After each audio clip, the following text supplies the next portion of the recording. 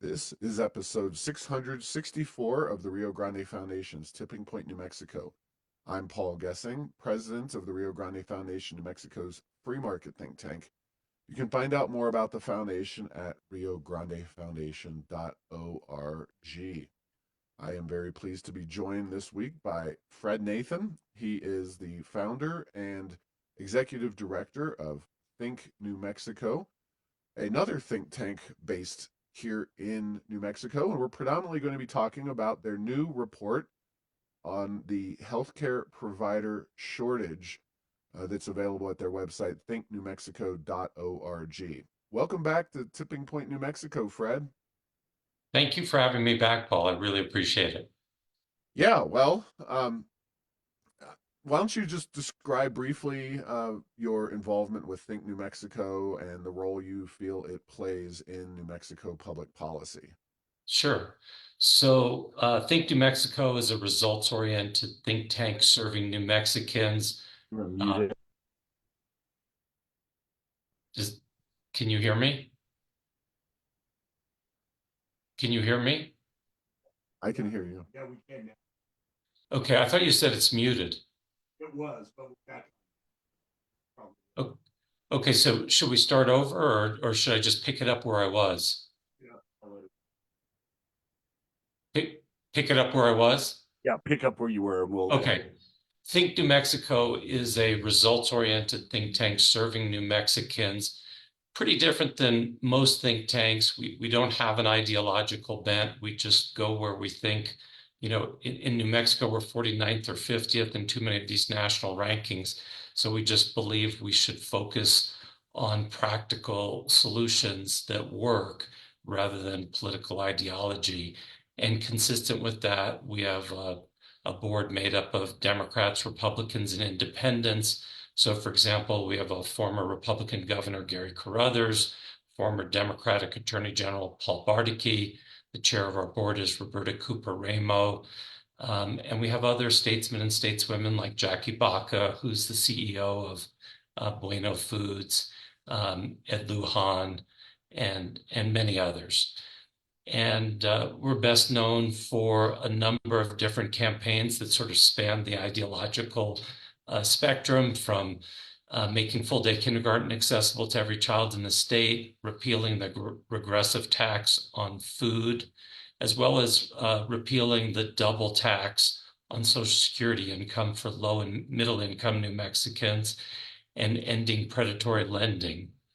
And I just wanted to say one other thing. I just really appreciate, Paul, that you keep inviting me back. And as you know, we probably disagree at least as much as we agree. And you always are very gracious and just have a spirit of humility and curiosity to different ideas. And as you know, in New Mexico, too often it's my way or the highway.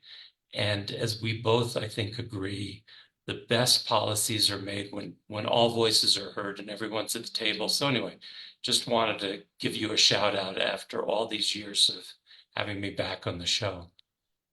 Well, I appreciate that, Fred, and I always enjoy our conversations, agree, disagree, or not. And I will venture out on a bit of a limb here and say that overall, having read your new report, which of course deals with the medical provider shortage, and it's titled very plainly, How to Solve New Mexico's Healthcare Worker Shortage. I think we probably agree 75 to 80% on this particular report. And what we're going to do is go through a lot of your recommendations that you're going to be working on in the upcoming legislative session. But before we get to that, and Rio Grande Foundation did do our own reports on the medical provider shortage in 2023 in advance of the 60-day session. This issue really caught fire and became, I would say, one of, if not the central focal points of the 2023 session. So the last 60-day session. Do you think the legislature has an appetite, given its current makeup, to go after the medical provider shortage issue again? And I'm not going to quite hand it over to you yet. I will say that there were some things I think there was willingness to tackle, but the big one, which is the medical malpractice law reform that needed to happen. I watched that issue very closely. We worked on that issue during the 23 session, and 53 or so days into the 60-day session back in 2023, the Democrats who control the legislature had basically killed all the medical malpractice reform bills. Only after the governor got them behind closed doors and said, "We are going to do something. I'm not going to be governor when the last doctor leaves New Mexico." Did something finally happen? And I just I am not sure that I see the appetite for reform in this particular session. But give me kind of the thought process and why you think there are opportunities here. Well, I think you're right about medical malpractice reform. The trial lawyers are very well organized, very sophisticated, very strategic. I just looked at their giving in this last election cycle. We don't have the final report, but just about every candidate they gave to won. They gave to 50 incumbents who were reelected, all Democrats. I think if the Republicans controlled the legislature, they'd be giving to the Republicans. And then I looked at the doctors, and they gave about $80,000 in this last election cycle. Not nearly as, they're not as well organized. They're busy saving lives. And I think many of them don't like playing politics. And I'm hearing that from them, actually. And so it's not surprising how we got here. If you just go to 30,000 feet and look at this as a political scientist, I mean, if this was a soccer game, we'd invoke the mercy rule maybe a decade ago. So yeah, it looks challenging to make any headway, but the laws have become, as you noted, so unbalanced and lopsided. Um, and I'm hearing, even from some Democrats that voted for the caps, and we're not going after the caps. That was a fight, and you're right. The legislature sort of has an attitude when they make a big change in law that they don't revisit it for like 5 years and give it a chance to work. And I don't disagree with that philosophy. But the things that we focused on at Think New Mexico in our report when we worked on medical malpractice have nothing to do with the caps. They have to do with other issues like we don't have any caps. Well, let me go up to 50,000 feet now and say the best medical malpractice system would be one, and I think reasonable people would agree, and certainly we would, is making the patients whole who have been harmed by medical malpractice and paying the lawyers fairly and doing it in a way that doesn't make the state unattractive to doctors to practice here and doesn't bankrupt our hospitals. But the current system we have is completely broken and doesn't do any of those things. It doesn't make the patients whole because we're so generous to the attorneys. For example, we have no caps in New Mexico on attorneys' fees. We looked at other states, and progressive states like California and New York cap attorneys' fees. And it's a zero-sum game. Every dollar that goes to the attorney is $1 less to make the patients whole. The other thing in this area is and a lot of people aren't even aware that this fund exists. It's called the Patients Compensation Fund. And it provides for patients where the settlement or the judgment doesn't make them whole, that the cap isn't sufficient to pay their medical costs, for people that have been harmed and will have medical costs the rest of their lives. But the trial lawyers wrote it in such a way that there's a lump sum that's paid at the beginning, and they take their share, whether it's 33% or 40% out of that at the beginning. And it's not fair to the patients, and it's certainly not fair to the taxpayers, because you're estimating. You don't know what it is going to be. The old way that it was done was the fund paid out expenses as they were incurred. Well, that made it hard for the trial lawyers because let's say those payments were a few $100s, then they'd have to go to their clients and say, well, actually 40% plus expenses is my share of that. So they changed the law to make it a lump sum payment on the front end. Sometimes these patients die, and so you could pay out a lot in a lump sum, expecting someone's going to live for another 30 years, but they only live 5. So the whole structure in terms of patients and attorneys is tilted too much, I think, to attorneys. And then you have the separate issue that, like, for example, with venue shopping, which is something that we think needs to be reformed. Very few states allow venue shopping. And this happens when, say, a malpractice occurs in one of the, an area like Carlsbad or Hobbs, where juries tend to be less generous. And what happens is, let's say, for example, the patient dies. Under our current scheme, the lawyers in, let's say, the malpractice occurred in Hobbs, they can move the case to Santa Fe or Espanola or Las Vegas, where juries tend to be more generous if they just hire an attorney for the estate in one of those jurisdictions. Even though the malpractice occurred in Hobbs, the doctor and the nurse and the anesthesiologist are all in Hobbs, and all the witnesses are in Hobbs. But because they've created this rule about venue shopping, all that matters is the estate attorney is in Santa Fe.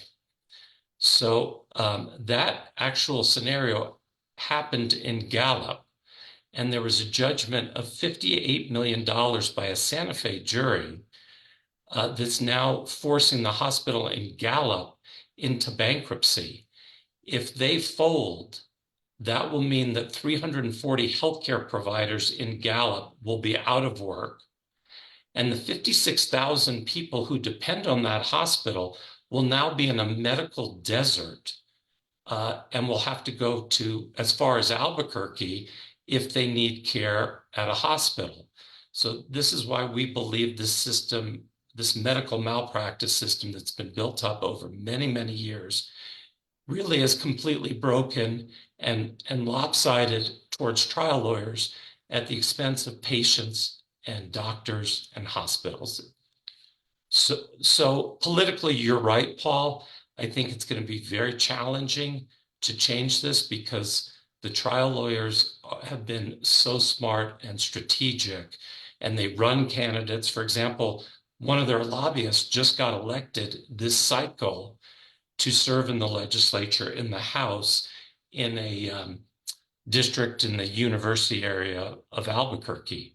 There's only one doctor out of 112 legislators in the legislature right now. That's Martin Hickey, who also represents a part of Albuquerque. So politically, it's a David versus Goliath thing. But if you look at it from a policy standpoint, it's a system that's desperately in need of change. All right. Well, I'm assuming that you have a bill drafted. I don't want you to don't want to put you on the spot with that, but can you tell us anything about the legislation itself or bills? Sure. Sounds like there might have to be multiple pieces of legislation to take on such a complicated issue. Yeah, there will be multiple bills. One will be around attorney's fees and the patient's compensation fund, which should be for compensating patients, not attorneys. I think you can expect another bill on punitive damages. Punitive damages for the non-lawyers out there are supposed to only be awarded in very rare circumstances where there's outrageous conduct. But in New Mexico, we have the lowest standard for awarding punitive damages. it's by a preponderance of the evidence. So if the judge or the jury is, 51% confident that they're merited, then they're awarded. In other states, Colorado is at the other extreme, where they use the criminal law standard of beyond a reasonable doubt. So you have to be sort of 99% confident.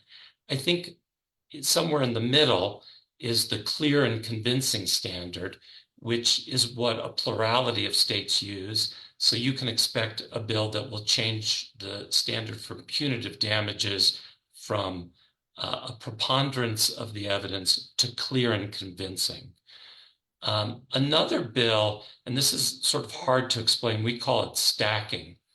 And there are caps for hospitals and for doctors and for outpatient clinics in New Mexico. And what trial lawyers often do in malpractice cases is they bring, instead of one lawsuit, they bring multiple lawsuits for the same incident. So they'll sue the doctor separately, the nurse, the physician assistant, and the hospital, so they can stack those judgments to recover more money. That's very unusual. I'm not aware of any other state that does that. And so that will be, I think, a bill. Another bill is the venue shopping that I referred to earlier. So you're correct. There'll probably be multiple bills trying to address different aspects of the medical malpractice system as it's currently set up. All right. Now, while I think it's safe to say that we at the Rio Grande Foundation agree with virtually all of that, there is another proposal that you're working on relating to a permanent fund type concept relating to healthcare. The idea, as expressed in your report, is to establish a $2 billion permanent fund for healthcare to fund these reforms. Now, we're going to talk a little bit more about what specifically these reforms are, but talk about this permanent fund idea. Yeah, so we feel an obligation. So we have 10 major reforms. The medical malpractice would actually save the state money, especially with regard to the patient's compensation fund.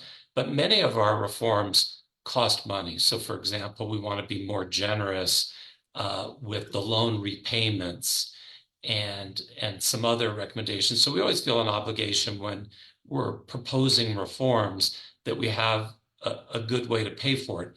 Obviously, we don't want to raise taxes or cut essential spending for programs that work.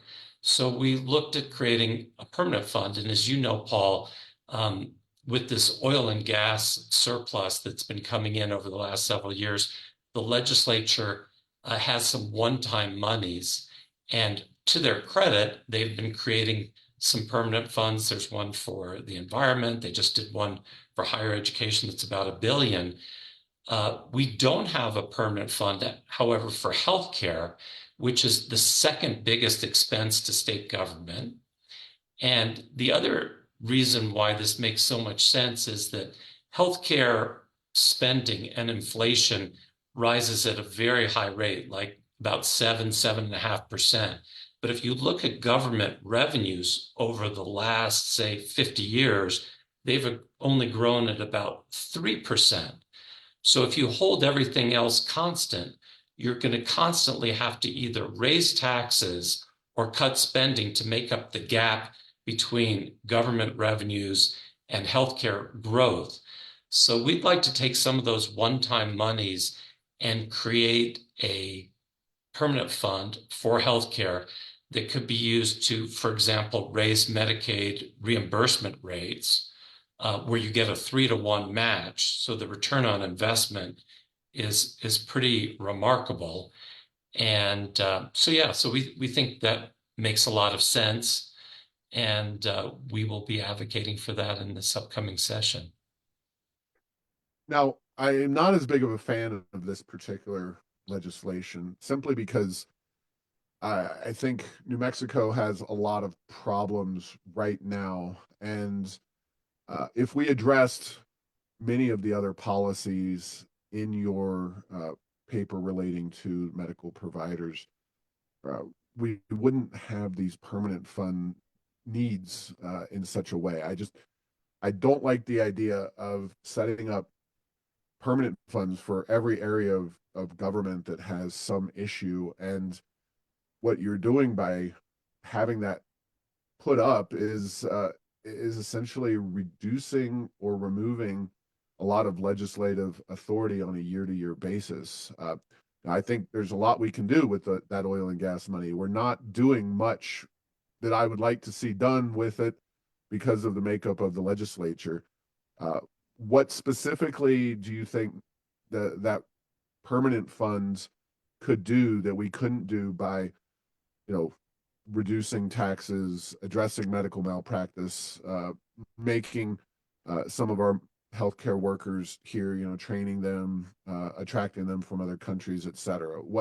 What's the secret sauce that you see with that permanent fund? I think the fact that it's sustainable over time, that all those things that you suggested are things in the report that we totally agree with. But what happens when we have less revenue coming in? As we both know, the oil and gas industry is sort of boom and bust. And so we like the idea of setting aside some money that the legislature can count on so that if they raise Medicaid reimbursement rates, we have some of the lowest rates in the country. We also have a very high population that depends on Medicaid. It's like 48%, or I've seen low 40%. And in many cases, doctors and hospitals on every one of those procedures, they're losing money, and we don't have enough private paid patients to compensate for that. So one obvious place to go is to raise those Medicaid reimbursement rates with a sustainable funding source. And that can only be done if you create one of these permanent funds and grow it. And I look at, for example, the severance tax fund that was created 50 years ago, and we chronicle this in the report. It started at $7 million.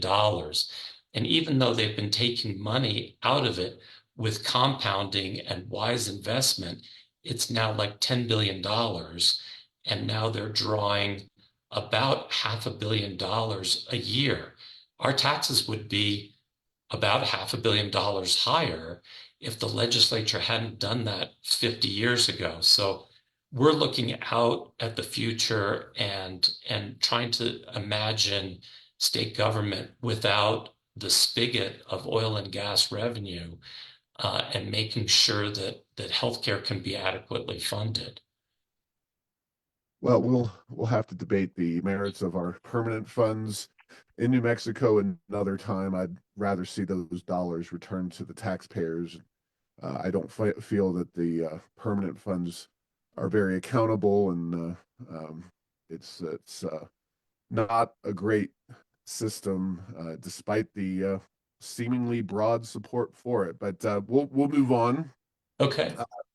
to interstate healthcare worker compacts. Now, this is one that I think, generally speaking, we can agree on, although I do have concerns about the over credentialing, especially through government, of workers across the spectrum, not just healthcare workers. But I do believe that this idea of getting New Mexico into more of these healthcare worker compacts makes a lot of sense, uh, given the reality of the situation. But talk about some of these compacts and where New Mexico can uh, bring in more workers, or bring in people who are able to serve New Mexicans through joining these compacts.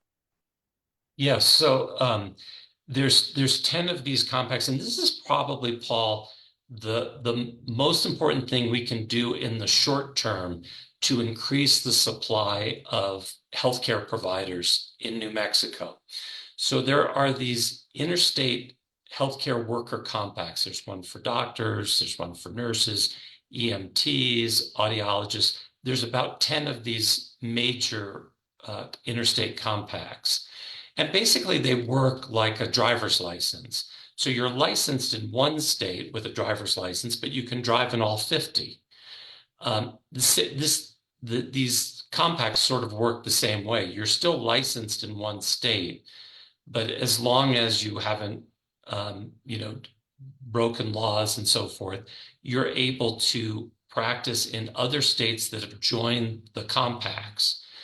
Of these 10 major compacts, 2 are very recent, like the last 2 years, but the other 8, you have already a critical mass of states. I think the lowest is 31 states. New Mexico, however, of these 10 compacts, is only a party to one of the 10. That's the Nurses Compact. By contrast, we looked at our neighboring states. Colorado's in all 10. Utah's in 9. Oklahoma's in 8. Arizona's in 6. And Texas is in 5. We're in 1. We're one of only 5 states that are in 2 or fewer. And the argument that's been made against it, so people have tried in the legislature over and over again to get us to join these compacts where we have these tremendous shortages, like mental health care providers, for example. And it always sort of runs out of steam. And the argument that's been made is, well, that would sacrifice our state sovereignty and over licensing. But then again, you look at all the states that have joined these compacts and other states, what do we know that they don't know? Because these other states have joined the majority of these compacts. And it would make it so much easier. And I can give you a real life example that's been chronicled a little bit in the media and on KKOB radio most recently, where a couple had a 2-year-old son who contracted a very rare and aggressive form of cancer in Santa Fe. And they took their child to the University Hospital at UNM. And the doctor said, this is very rare. We haven't seen it before. You probably need to get a second opinion. We're thinking of amputating your child's hand, but we're encouraging you to get a second opinion because we've never seen this before. So the parents did their research and found some experts, I think in Michigan and Pennsylvania, and they called those doctors, and the doctors said, well, come bring your child here. And they consulted their doctors at UNM and said, well, you don't want to take your child through an airport. He's having radiation. That could be very dangerous. And so they called the doctors back in Michigan and Pennsylvania, and they said, we can't advise you over the phone because we would be practicing without a license, since New Mexico is not part of the doctor interstate compact. Ultimately, what they had to do, this couple, was to drive to Texas, which is a member of the compact, just to have a telehealth conversation with doctors in Michigan and Pennsylvania, also members of the compact.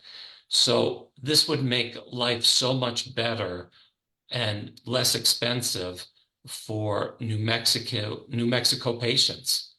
And it's a shame that we haven't been able to join these compacts. Some people have said to me, and I don't know what the facts are, what the truth is, that in each of these compacts, there's a provision that says, and oh, by the way, we have a governing board that is exempt from lawsuits. And some people theorize that maybe it's the trial lawyers who are opposing these compacts because they don't want to set a precedent that any class of people are exempt from lawsuits. I haven't gotten into the issue enough to know, but there is that pattern there. And I wonder if that's been the hang up, but we'll find out, I suppose, in this next session, because we're going to try to get the legislature to join the 9 compacts that we're now not currently members of.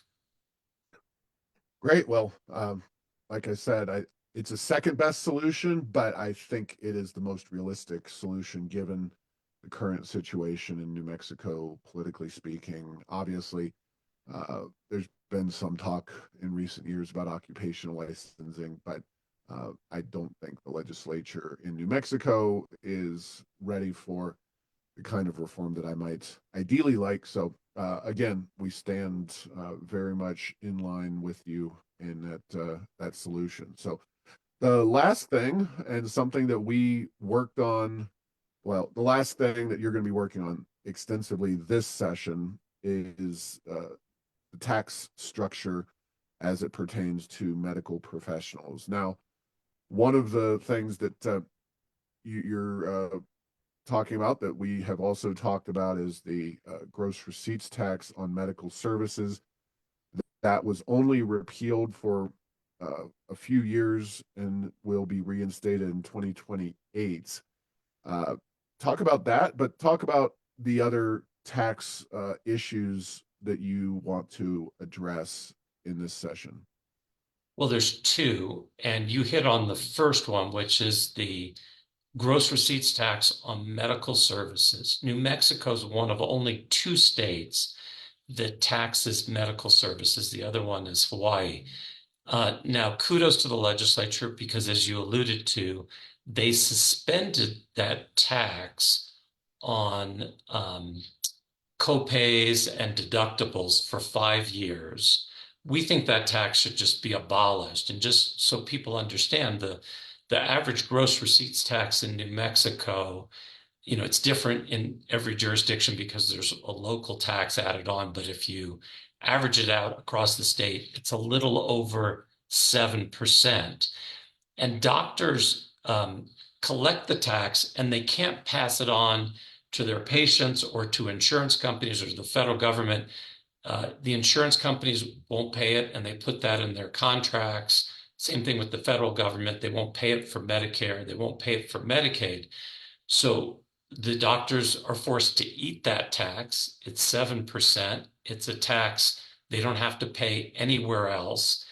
And then, you have to, when I speak to doctors about it, they tell me it's not just the tax itself, but it's complicated to pay it, to administer it, to collect it, and so forth. So there are costs on top of that. And it's just something you don't have to deal with in 48 other states. And it just contributes to making New Mexico less appealing, less attractive when we're trying to attract doctors here and when we're trying to retain doctors. So it really should be repealed. The second tax that we've looked at, and the problem with the medical shortage, so here I'm not just talking about doctors, but nurses, physician assistants, EMTs, is getting people to locate in our rural areas where the problems are the most acute.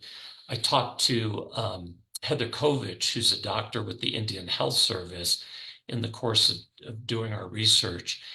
And she explained to me, and this seems obvious now, but it was a revelation to me when she said it, which is about 20% of our population nationally lives in rural settings, but only 11% of doctors nationally choose to locate. Doctors choose to live where they want, and it's up to them. And so we have to think about ways to make it more attractive to practice in rural areas. And one thing that the legislature's done, and there's only a few states that have done this, I think it's just a handful, maybe 7, is to create a rural healthcare tax credit for all of these healthcare providers. But we've left out categories of healthcare providers. EMTs are a great example. We're about 5,000 these are emergency medical technicians. We're about 5,000 short in New Mexico, and the need is really acute in rural areas. So why not include them in this rural healthcare tax credit? There are certain kinds of nurses that, for whatever reason, aren't included. It's a credit for the high end for doctors of $5,000. For some of these other categories like audiologists, speech and language professionals, it's 3,000. It's never been adjusted for inflation. That probably also needs to happen. But in the meantime, we'd like to expand the categories to reach those categories where the need is greatest.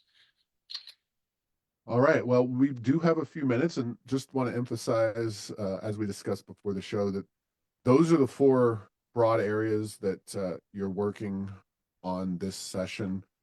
And again, some of these are definitely things that we have worked on or will work on to the greatest extent possible this session. But you did have a few other ideas, more long-term oriented. Could you spend just a couple minutes addressing those before we have to go?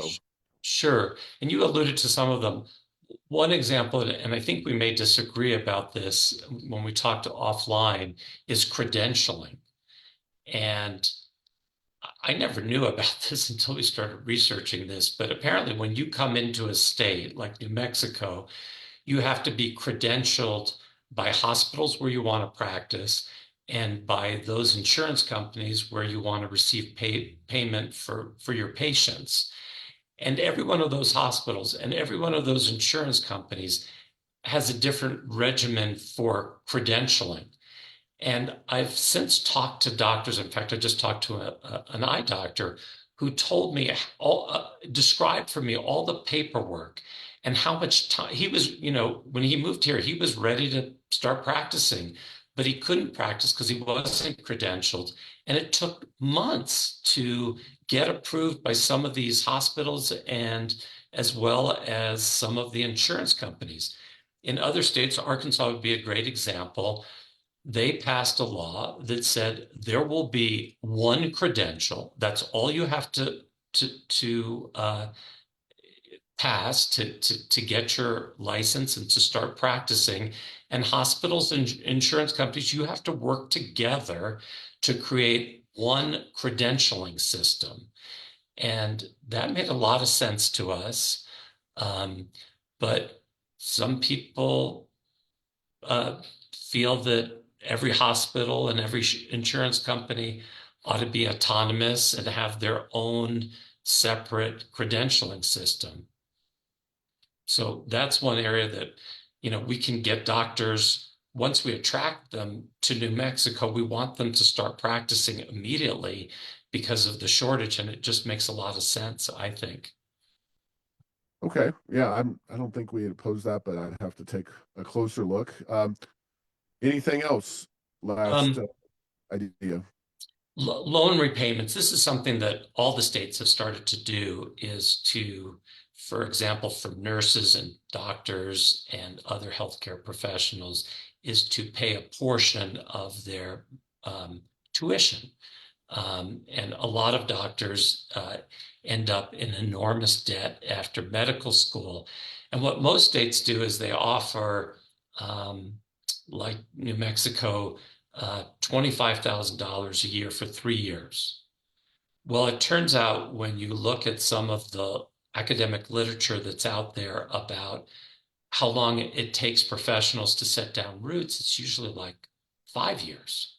So one thing is we'd like to expand the loan repayment system to 5 years. And by the way, doctors in their fourth year and fifth year are much more proficient than they are in their first year, just like pretty much every other profession.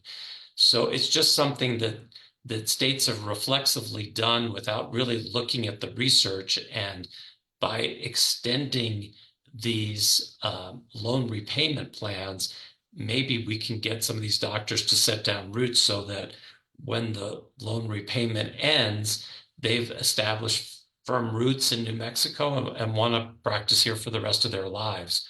So that's another thing that we'll be pursuing, probably not this year, but maybe next session.